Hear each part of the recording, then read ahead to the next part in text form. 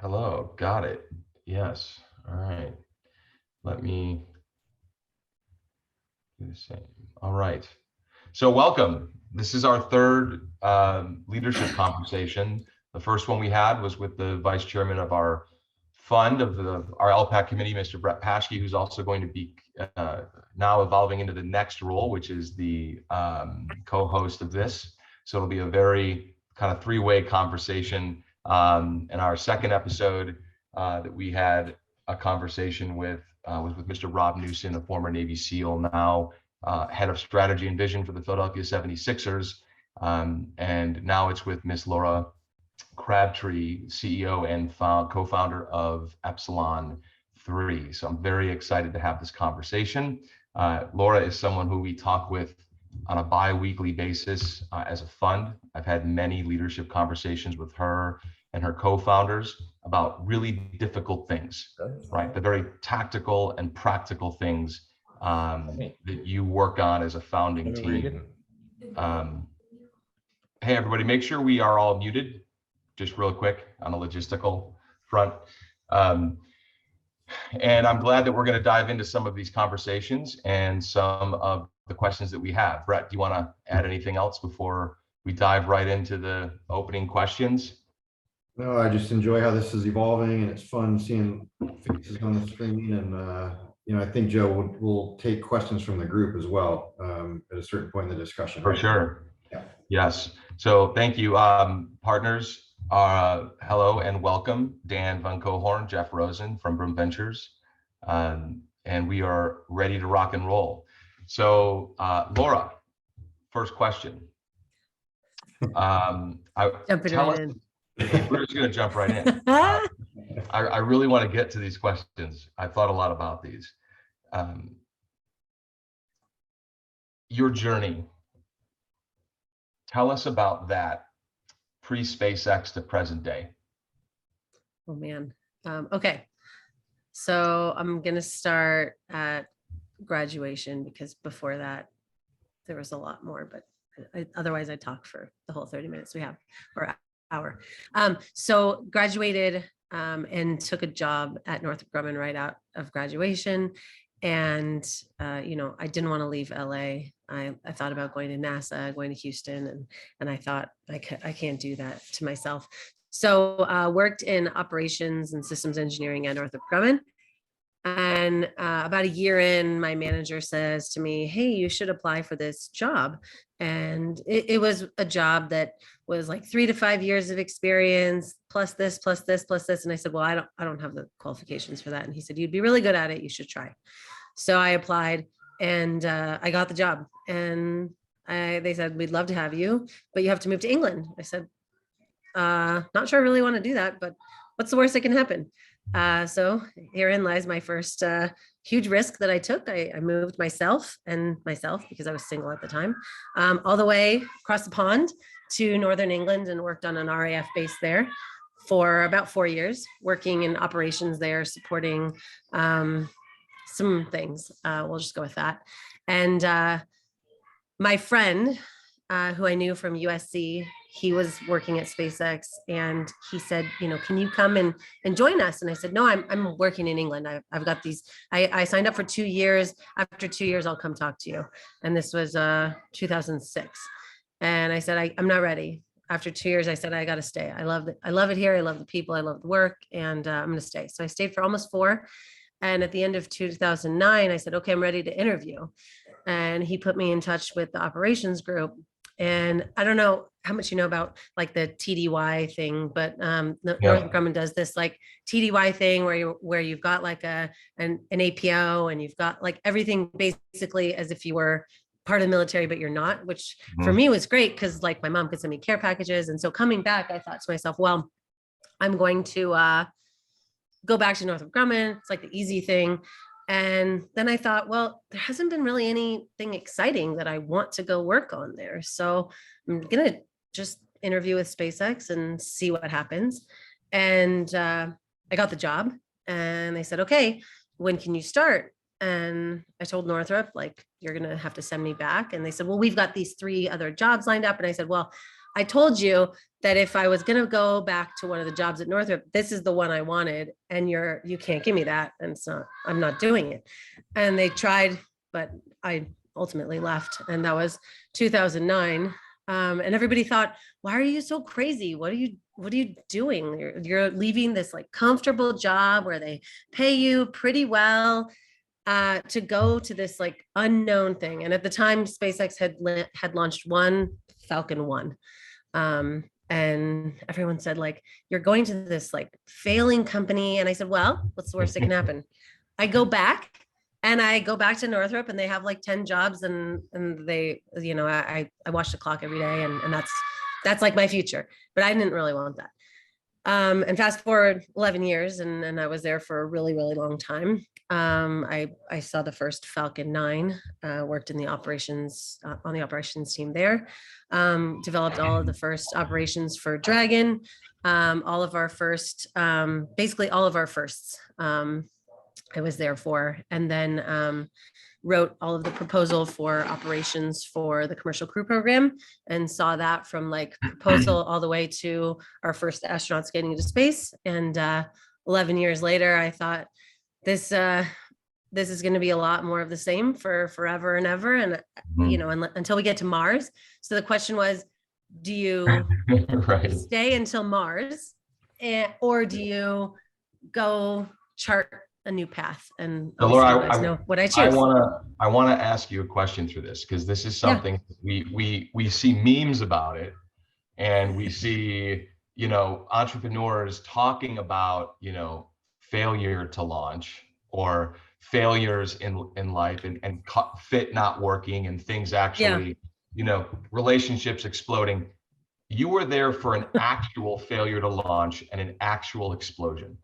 And I remember thinking to myself, oh, by the way, those are not like astronauts falling from the sky in the background. Those are children. Those are children. They're dads. They're dads. Go, please. I'm on the phone. And Sorry. we're going to talk a lot about that too, how you're managing a startup and children and a family and all these things. So I want to go back to that moment when people work so hard on something, and then they're all sitting in a room. And I remember the images, and people, of course, just throwing hate, and like, look, see, we told you this wasn't going to work. And I get goosebumps talking about it, because like, how dare they cast stones at people in the arena doing this hard work, trying to go to space and Mars and reinvigorate a program that lifted a nation into the future, that being the United States. So what was it like inside of that place when that failure happens? And I want to know what happened to the mindset and how people rebounded. So I don't think anybody actually processed that it had happened in the moment, because the focus was, is everybody safe? What do we need to do now? And then as soon as that happened, it wasn't, oh God, what are we going to do? The company's going under. It was, we got to figure out what happened so that it doesn't happen again, because you learn these lessons, and the only thing that actually makes you fail is to not let the lesson actually teach you something. And so, literal failure to launch. But you go back and you look at what happened, and you recreate the story, and you find the root cause of the problem, and you never, ever let that be a problem again. And that, I think, in life and in work and in technology is something that has to happen for people to move forward. And, Elon got up in front of everybody, and he said like something along the lines of, this will not break us. We will figure out what it is, and we will move forward. We might be grounded for a little while. That's okay. The only thing that we need to do is move forward. And so that's what we did both times. Because I wasn't as involved with the one on the pad, but I was involved with the CRS-7, and that was heartbreaking loss, because if you remember correctly, I'll go back to that. So the the reason we can dock to station is because there's something called the International Docking Adapter. Hi, please hold your breath. Why can I get a blueberry muffin? You can get one. Daddy can get you one from the freezer. Sorry. So the International Docking Adapter is the critical piece that we were actually launching, and it was destroyed, obviously. And if anybody watched the videos, you can clearly see Dragon pop off, and Dragon survives the explosion. And obviously the International Docking Adapter is in the trunk section, which is the unpressurized section, which doesn't go with Dragon when it re-enters. And so it wouldn't have survived anyway. But the question was the ops team correctly prepared for what happened? And the answer was no, we weren't. We didn't have the processes written down. And then the second question was, did the ops team make bad decisions? And if we had the processes written down properly, efficiently, could they actually have saved the vehicle? And I went back through every piece of code, through every single thing, and I wrote down exactly the things that needed to be done to get Dragon safely to the ground. And I ran through it with the team because I needed to answer that question for myself. Like, did I fail them? Because I was their trainer. I was leading the charge on making sure they were ready for flight. And I needed to know. Yeah, I mean, I needed to know, like, did I screw up? Right. And if so, how could I do better? So wrote down exactly everything they needed to do. And the failure happened, I think, around like 77 seconds or so. And then you had about a minute to actually get the vehicle ready, but you had to send the commands within the first 15 to 20 seconds, because otherwise you'd lose the command authority because you wouldn't have a ground station connection because the vehicle is moving too quickly. So wrote down all the commands, gave them to the team. We ran through it about, I don't know, maybe 100 times. I even wrote an automated script to figure it out. And the only way it would have been saved is if it was already in flight software, or if it was in a script, which we don't send scripts to Dragon. We send one command at a time. So the answer was no, we didn't fail them. There was literally no way they ever could have saved it, because the questions came back from, the investigation. How could you have done better? Right. So the feedback was, okay, here's what you need to do. Here's the one command that we need to send in the future. And here's how we're going to build it into flight software so that this never happens again. And we actually built in a lot more robustness into the launch anomaly kind of response after that. And we were very well prepared for any point in time from T0 all the way to orbital insertion. The launch team was ready and the operations team was ready for literally anything after that. And so I learned a pretty valuable lesson. But in the end, I don't think we ever could have saved that vehicle. Well, this story plays directly into two additional stories quickly. One is, this is one of the biggest reasons why I was very bullish, as you know, when I was speaking to your teammates, Aaron and Max, who I believe are on the call, but about you as a leader. I knew you had gone through this, right? And it reminded me so closely to a Navy SEAL told me one time that, Joe, our bottom line is not loss of dollars. Our bottom line is loss of life. So we treat every operation very differently. And you just brought me back to that moment where you said our first questions were, is everybody okay? Right? Because you're not just dealing with technology, hardware, and software. There's people that are behind all of this that could have lost their life, right? So entrepreneurs that are signing their name on a dotted line to devote their life to something, it's not in the actual sense of a Navy SEAL where they could lose their life for a mission much greater than themselves, bigger than themselves. But I believe entrepreneurs do that too, right? They sign on a dotted line metaphorically to give their life to something much bigger than themselves. And I knew you had this DNA inside of you. Like Blair loses like an IPO or something, no one dies, right? But I know, just even talking with Brett, how they analyze failure. It's how do we lose it? What do we do? It's that failing forward kind of mentality that great people all seem to have that in common. So with that being the kind of the segue into the next question, you were that type of entrepreneur. And when I described the type of entrepreneur to Nathan Mintz, who is a founder at another one of our companies, Spartan Radar, he had called me and asked if I'd be willing to do some coaching around TLC, or I should say, it's more or less conversations, TLC conversations with someone named Laura. And she works at this company.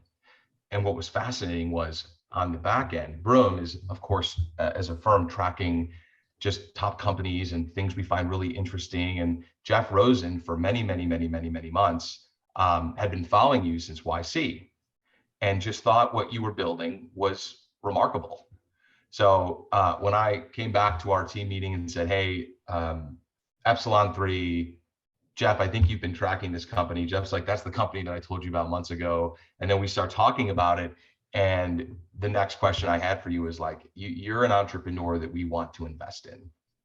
And it wasn't in the plans or the books, or, it wasn't like you were even seeking out even funding at that point, I don't believe. And so you took a risk on us. And I see you as a leader that represents all that we believe as a fund. And I want to learn more about that. So the transition from this SpaceX 18-hour-a-day journey, working for one of the most brilliant entrepreneurs on the planet and potentially others, tell us about that transition in your mind, going from one to the other. Yeah, I think so. I did not leave SpaceX with the plan of what I wanted to do. And I thought, well, I can go join a startup. I can go back to Northrop. And back earlier in the conversation, I kind of alluded to my thought process around what I do next. And nothing was like making me gravitate towards it. And I had always had this idea of what we're building at Epsilon 3 in the back of my mind. And I always had this self-doubt about my capabilities. Would I be able to build that? Would people actually want to work on this, et cetera? And I met with my co-founder, Max, and he said, I want to work for you. We need to do this. And it kind of started the wheels turning in my head about what could be possible. What could I be capable of? And if you have been following anything about SpaceX, I'm sure you've heard this, but they rate people on a 1 through 4 scale, which is like 1, you're really not cutting it, probably gonna let you go. 2 is like, you're all right. Pretty much everyone gets 2 or maybe a 3. And 3 is like, you're killing it. And most people get like a smattering of 2s with like 1 or 2 3s. And then a 4 is like, we will never let you go. We will bow down to you. And pretty much like 5 people I know at SpaceX got that. And that's like nobody else. So SpaceX, like, it kind of, I don't know, like makes you feel like you're not worthy in a way, because everyone there excels at everything they do. And Right. So when you leave, you think to yourself that you are average, that you are Right. maybe even below average. And it takes a while to get that out of your head and really understand what you want to do and what you're capable of. And I think everybody has some of this in them. I think it just has to like be brought out of them somehow. And Max helped bring that out of me. And we have another advisor who helped also. And so then we kind of got started, and I started getting more confident in my abilities and my abilities to sort of be a part of this team and learn from the super technical people that are helping build the product. And I started to come out of my shell and think, what are the things that I want to bring forward from SpaceX, and what are the things that I want to leave at the door? And I started to kind of write that down and bring best practices into Epsilon 3. And it's a lot of how do you make decisions? What's the best way to move forward? How much risk do you take? And a lot of those things. So I don't know if that's the answer you were looking for, Joe, but that was an interesting journey, I guess. Laura, one thing that stands out as you kind of talked about your journey is a really notable willingness to take on hard things. A hard major early in school, hard jobs, big problems, startups, it's pretty notable and pretty consistent, with a lot of the choices you make and even the way you describe them.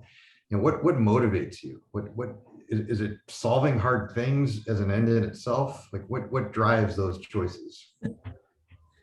I actually don't know. I wish I knew why I wanted the things that I want.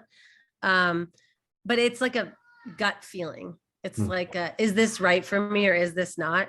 And I think the major theme for me is, risk doesn't scare me. So if somebody says like, oh, that's a big risk, I'll go, ha. Or if somebody says to me like, you can't do that, I'll be like, watch me.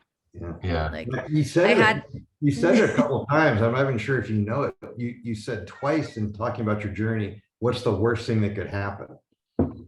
It almost sounds like a framework for how you decide, like, well, what's the worst thing? I guess you're right. Yeah. Yeah. You have to look at it like, okay, what's my fallback plan? And, everybody has their, what if it doesn't work out? What is the worst thing that can happen? The worst thing that can happen is you fail, you learn something from it, do something new. And for me, it's the risk will outweigh the staying put every single time. And so I guess I'm a risk taker. I didn't think of myself in that way, but I guess you're right. You're definitely a calculated risk taker, right? Like, and you're willing to hedge against yourself. And I think that's something that, we look for. Are these people willing to bet on themselves and then willing to say, follow me to a bunch of other people that they don't know if they will or not, or say yes or no, right? Followership in founders is a real thing, right? And I think motherhood is obviously the ultimate followership, right? It's certainly not a dictatorship, despite you would like it to. Should be. They don't do as you say, they just do as you do. But the transitioning into that, back to Brett's question, what's the worst that can happen? Having children, having a startup, having a family, it's a lot. So I know that there are people out there, and I talk to female entrepreneurs often who say things like, why can't I have it all? Why can't I build a family, build a company, right? Like, why do I keep getting this type of feedback that I have to choose? I don't want to choose. I want to build a company. I want to be a mom. I want to be a wife. I want to be these types of things. I want to be a great partner. So how do you think about, how did you weigh that decision? Leaving SpaceX 18 hours a day to then mom, to then being, hey, I'm going to start this company. And by the way, you met your co-founders only remotely. We'll get to that, but talk a little bit about this decision. So when my journey at SpaceX, I started single. I got married a couple years in. I had my first son, who's somewhere behind me over here, on my 5-year anniversary at SpaceX. And then my second son was born 19 months later. And so let's see. Yeah, it was quite a lot. And so for the last 6 years that I was at SpaceX, I had children, and the transition was not easy. And I want to be somebody that makes it easier for people to have kids. And that, I think, Brett, is something that drives me, because I want to see anybody in any walk of life get the chance to do something amazing and be supported. Now, I'm not saying like, go take like a year off and I don't want to see you, but I'm still going to pay you like that. That's hard for me. I can't do that. But I want you to know that whatever your life looks like you should be able to work and have your life, and nobody's going to tell you like, this is the limit. You can't have 3 kids, or you can't have kids while you're working here. And I don't think it felt like that to me, but there were people that said to me, hey, you know, why are you still going to work after having kids? Aren't you going to quit? Are you going to move on and just be a mom? And I thought to myself, who would do that? I mean, not me, I mean, for real, but there are people that want that. And I just never wanted that. And I'm not saying that you have to work and have kids, but if you want that for yourself, you should be able to have that. And so the way that I think about like being a startup CEO and being a mom and being a wife is you have to have compartmentalized time for each of the things. And you have to really set boundaries, because if you don't set boundaries decently, everything will bleed into everything else and there will just be all a gray space. And so if you think like in colors, everybody's calendar is color coded, right? So if you think in colors, you have to have one color for each aspect of things. And then for me, I want to make sure that I prioritize spending time with my family and my kids. And you can hear the little one. I know it looks good. Behind me, they made tie-dye shirts at camp. So I was wearing a tie-dye shirt. And so, you know, I have like compartmentalized time for them. Oh, okay, Hugo, I'm good. Thank you. Okay, bye, Bugs. Sorry. That's okay. So I did warn you about the interrupters. No, it's good. It's good. Brett had a good comment during our conversation that too many people kind of enter their first professional career thinking it's just got to be work, work, work, work, work. You know, I've got to make it, and I understand that, but life is addition, not subtraction. And I will never forget that lesson that he's coached into me throughout our Friday conversations now for years. Is life makes you better at whatever you are doing at work, and it makes you more interesting, right? It does. I want to know about what that's like, and watching Hannah, you know, be with the children every single day, that she is as much as a startup entrepreneur as I am. You're learning on the fly. Nothing works at first. Like nothing's going the way you planned. Trial by error, failing forward, all that. So I want to just shift now into some TLC topic conversations. Founders face real challenges with each other, with co-founders, with people, with an initial core team. All of this stuff is happening all at one time. It's very hard to compartmentalize and to build and grow and pay attention to all the details. It's very overwhelming. The hardest leadership challenge that you have faced to date, no bullshit, because I know what they are, that you have faced with you, your co-founders, and the organization, that the three of you have had to sit down and have very real conversations about. Can you share some of that with us? And there are founders on the call that will benefit. So I really want you to. Yeah, there have been a couple of really difficult conversations that we've had to have. One of them is about equity and responsibility. There's lots of different camps on equal equity, not equal equity, and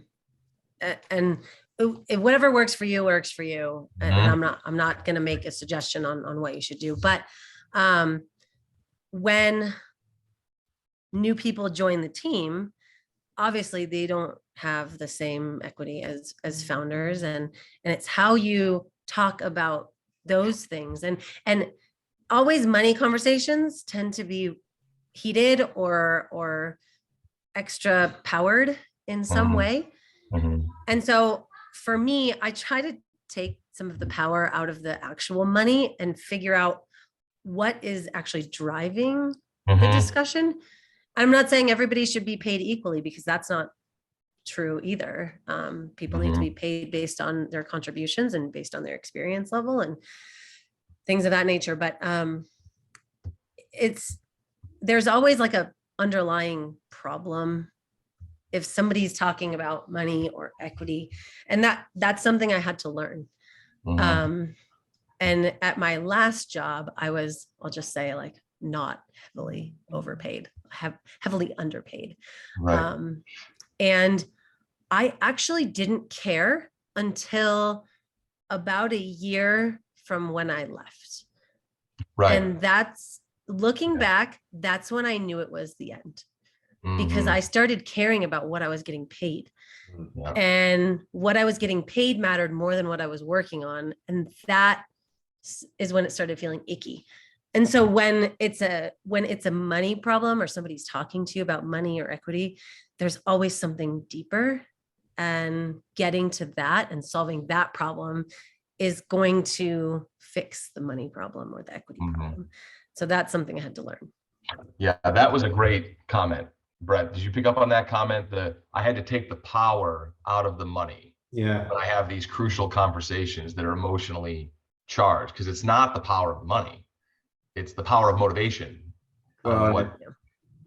yeah, and it can be money as scorekeeper for people, in terms of their own Yeah. worth and how they're valued and all the rest of Yep. it. And it's in a lot of cases, it's more about the relative than the absolute compensation. And that's where a lot of things can wobble, even if the absolute numbers are huge, right? Yeah. Or if they're tiny and everybody's equally sharing in that pain, that relative scorekeeping. And actually, that was one of the questions I wanted to see if we could generalize. I think one of the things we all struggle with in organizations is the value of different roles in an organization.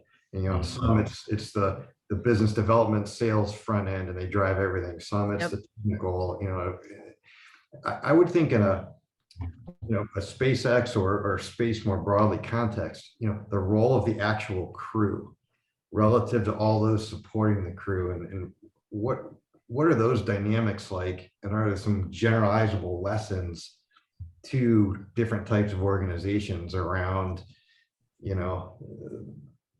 sort of almost like a star type feel to like an actual astronaut going off to the space station relative to all these really accomplished, smart grinder engineers who can enable all that, and how you balance that? Yeah. So if we're talking about value, obviously everybody valued the crew's position, not only because they had to take the biggest risk, they were keeping themselves safe, they were propelling SpaceX forward because of what they were doing, but they were also probably the most heavily underpaid of everyone. I mean, the astronauts are employed by NASA, and NASA is a government organization, and they have tiers of pay. And usually the astronauts coming in are paid based on their pay grade in the military, because a lot of them are military personnel. So they are not overpaid personnel. They are not. Like, I'll just speak plainly about that.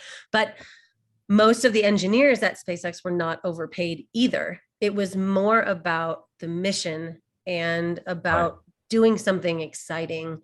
And the only group at SpaceX, and maybe hopefully this doesn't go much out of this room, that was maybe paid more than everybody else, was flight software.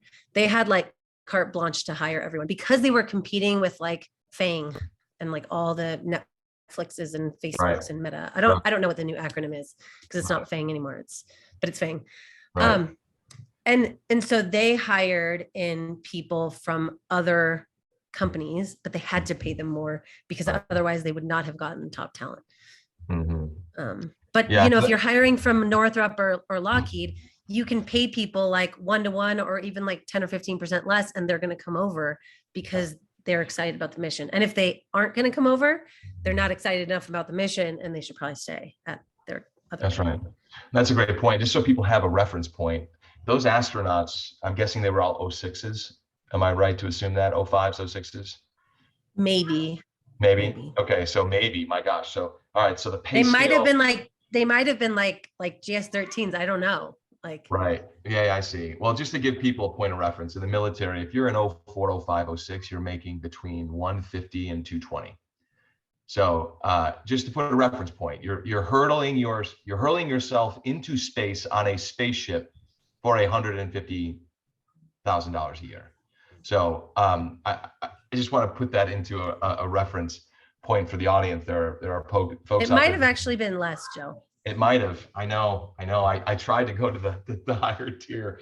Yeah, it might have been less. I'm interested on that though, and if there's, again, some generalizable things you could see, like that physical bravery Mhm. of willingness to go into space, that you have to rely on all these support people around you, etc. Did you did you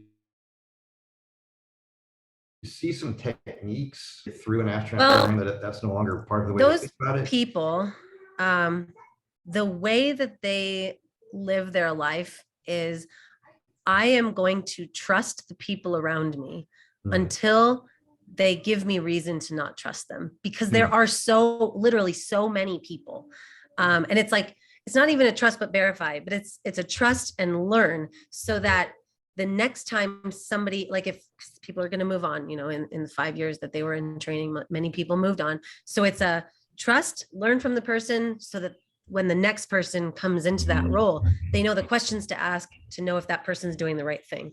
And the way that they live their lives isn't, I have to know all the details. It's, I have to know what's going to kill me. And I have to know the importance level of those things. And I think about that now in my current role, is like, I have tiers of importance. Like, is this thing going to sink the company? Then I'm going to care about it, and I'm going to take action right now. Is this thing a thing that is in the minutia, but somebody's doing it differently than I would? I'm just going to ignore it, because I don't have time.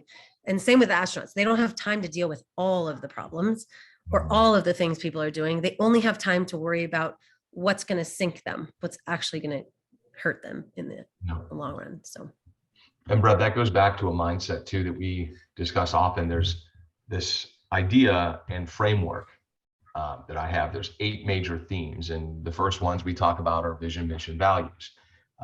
When you have extraordinary people coming out of an extraordinary community, which I've noticed this in the special operations community, I've noticed it in the space community, and you just highlighted it, Laura, that it took me a while to understand that I was coming from an environment where what's common is rare and what's rare is common, meaning everyone there was extraordinary. Everyone there was uncommon. And so when you come out, you just think you're average, right? Because you're measuring yourself among the extraordinary. It's so true. And then you transition out, and your 2 co-founders, how did you know they were extraordinary? How did you know they were the ones to launch a company with? You hadn't even met them. It was a virtual meeting of the team. Well, our mutual friend, Nathan, Joe, introduced me to Max, because I told Nathan what I wanted to build. And I said, I don't know where to start, and I'm looking to you to help me figure out where I start. And he said, well, you've got to try to meet a co-founder. And I said, all right, where do I start? And he was like, go talk to everyone you know. And I said, okay. He goes, do that. And then I kept talking to him about all the people I was meeting with. And he said, well, Laura, I think I need to introduce you to Max. And I was like, who's Max? He's like, I co-founded a company with Max, and he left, and I think he's looking for a new thing, and he's a software guy. I was like, that sounds great. Let me talk to him. And Max is everything that I am not. So I am organized, but I am not a perfectionist. I am a go-getter, but like he's like on a different level on the organization and perfection scale than I am. And I am, I don't want to say he's not warm, but he's like, I'm energetic and excited, and he is like planner and doer. And so it was like the perfect meshing of experience and expertise.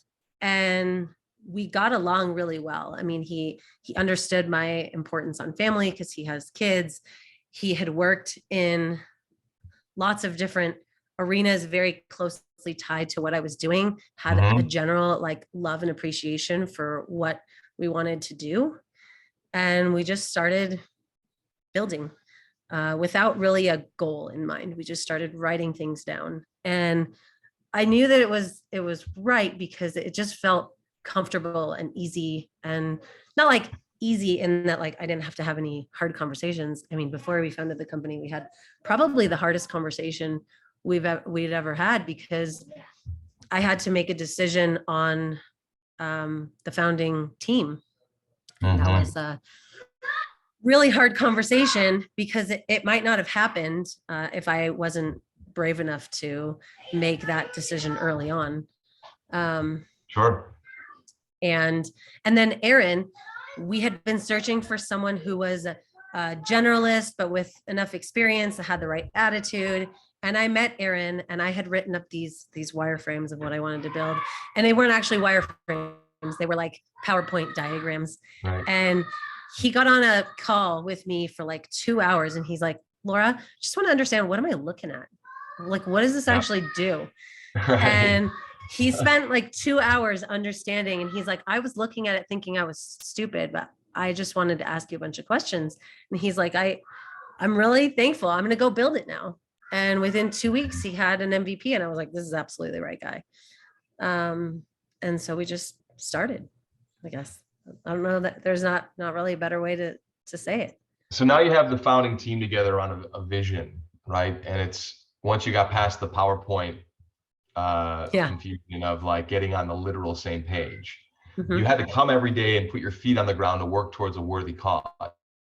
Tell us about how the team thinks about that worthy cause and the mission of Epsilon. Yeah, so Epsilon 3 wants to power the future of human spaceflight and the future of the space ecosystem.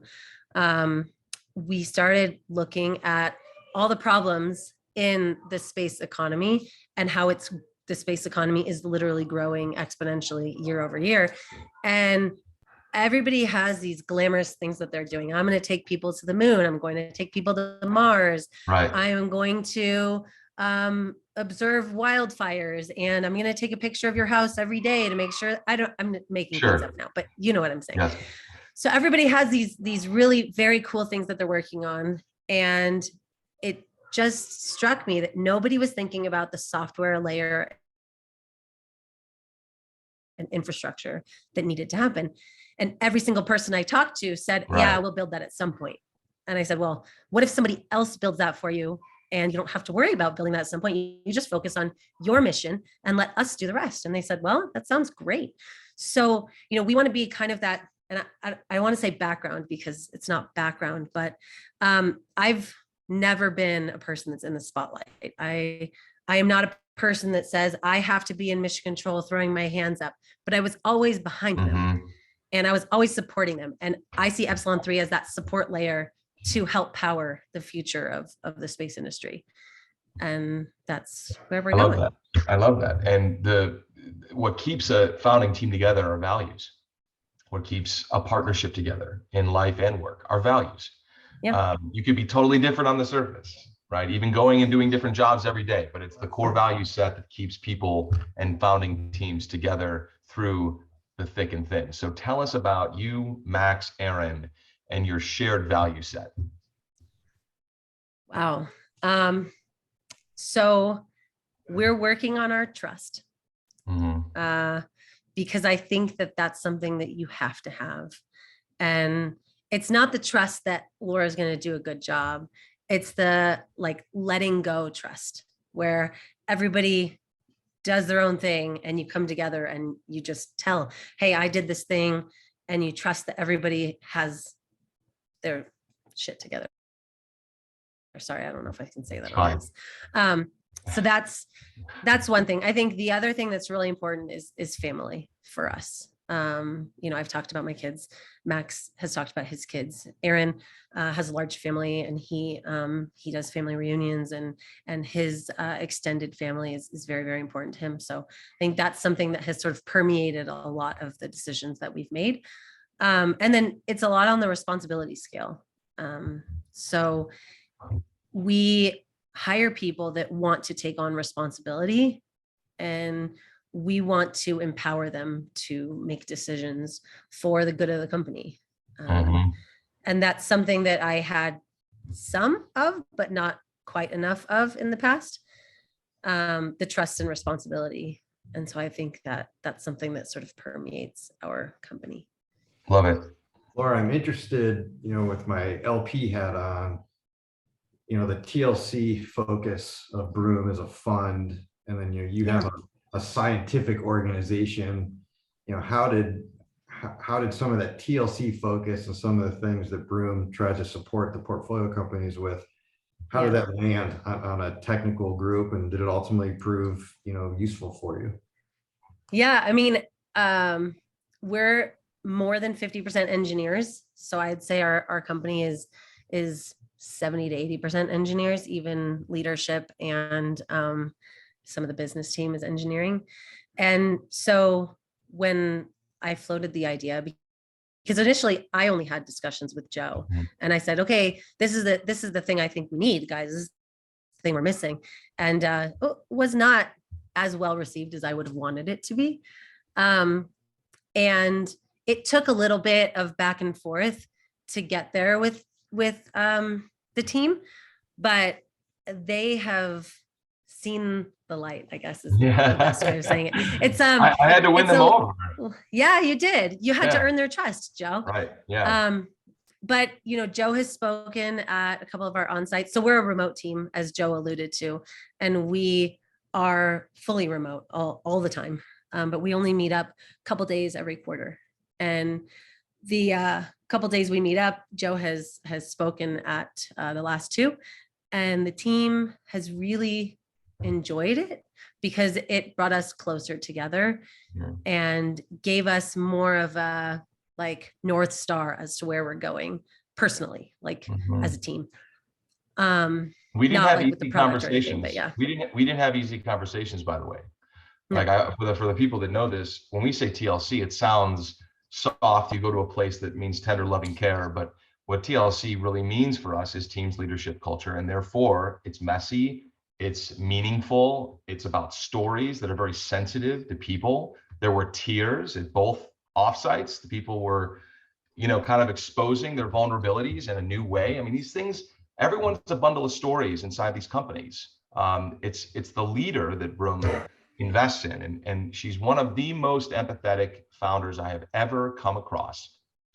And we don't need to spend very long on Google to understand the importance and the statistics behind an empathetic leader and how they're winning, right? So we want to invest in people who are going to win. Therefore, we want to invest in empathetic leaders.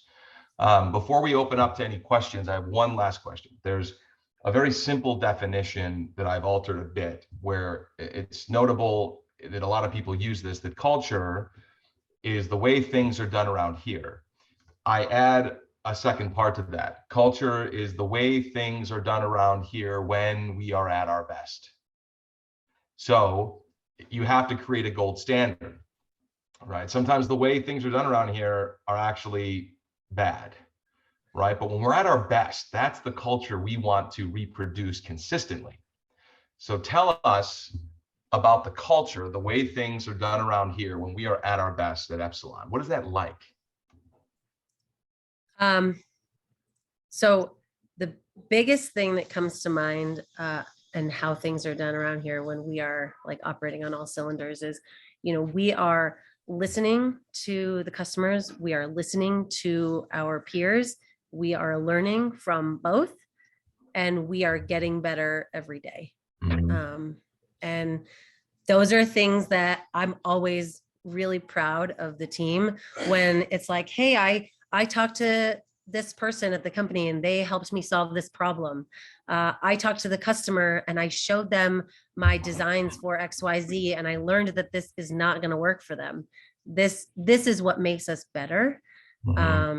And we have a very leaning learning culture. So it's like leaning into the people around you that can help make you better.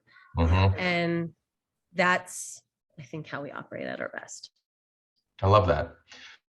All right, so audience, members, founders, funders, favorites, I want to turn this over, people, everyone. I'd love for you to pose a question and just please unmute yourself and ask it. All of us are known, trusted entities. There's no strangers on this call. So if anyone has a question for Laura, let's please ask it. If not, I have 11 more questions that I could ask Laura for all of us to hear from. I have a question, Joe. Stacy Scott from TIVE, she's head of people. Thank you. Yes. So this has been really amazing to listen to. Thank you, Laura. You talk about trust a lot, and you've mentioned it a couple of times, and I couldn't agree more that that is like the most important thing in building relationships. How do you get there? What are the things that you do to gain trust? So I think for me, a lot of times trust isn't necessarily just work related. It's sometimes it's just doing your job and making sure that people know that when you say something, you're going to do it. And sometimes it's people being able to trust that you've got their back. So when one of the employees comes to me and says, "Hey, I've got this problem," or "Hey, I've got this thing," if I don't take action, or I hear it and like don't even respond, that's something that breaks their trust. So for me, it's a lot of times just listening and actually learning and building that relationship. And so if somebody says to me, "Hey, Laura, I feel that I am underpaid," I'll just give an example. And if I take that and say, "Okay, well, you're actually not underpaid, you're fine," that is not going to build their trust. But if I go and I say, "Okay, let's look at what you're working on. Let me understand like what your like limits are." Sometimes it's, I can't actually live at this level, and so I have to understand if that's the problem, if that's like what's holding them back.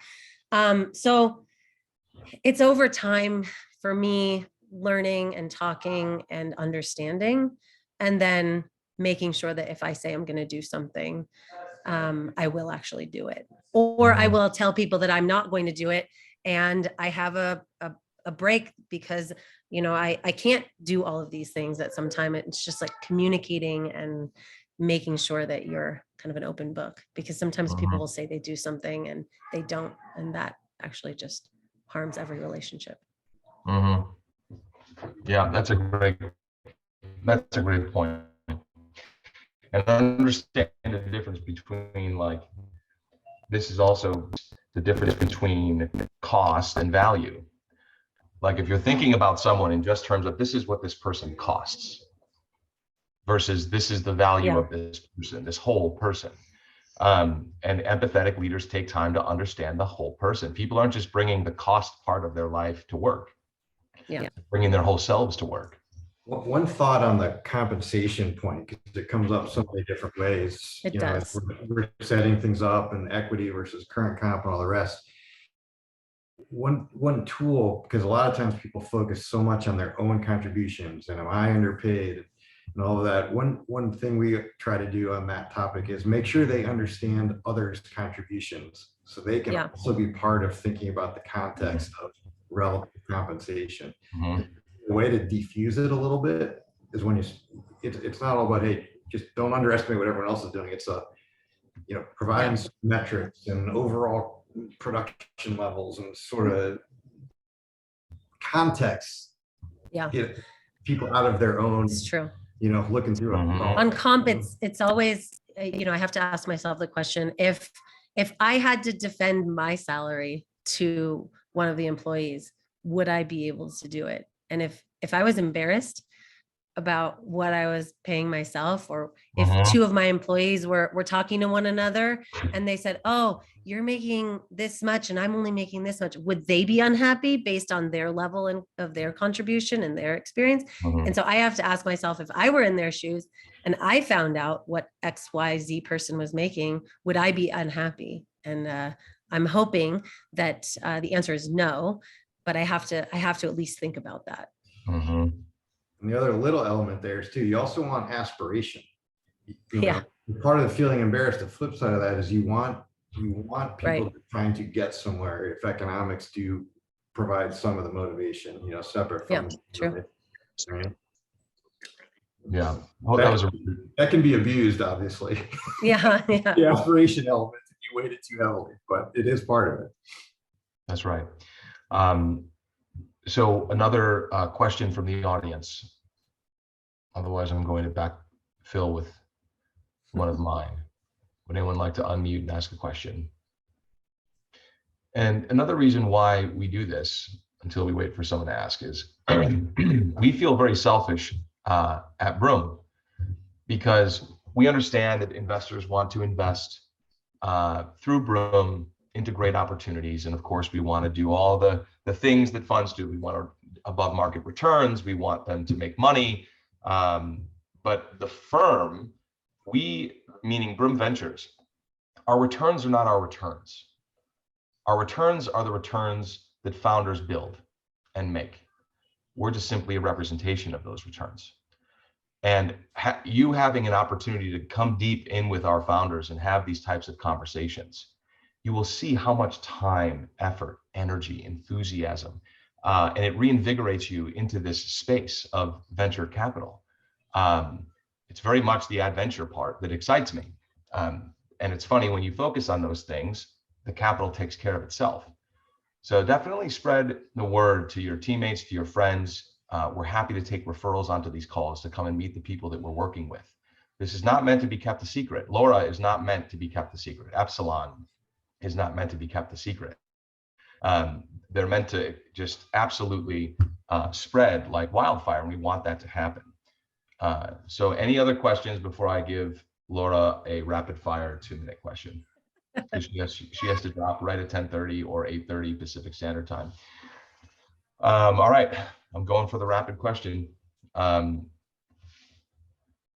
Most meaningful, how about this? Describe Epsilon, let's use this one. Describe Epsilon in 3 words, 3 attributes of Epsilon.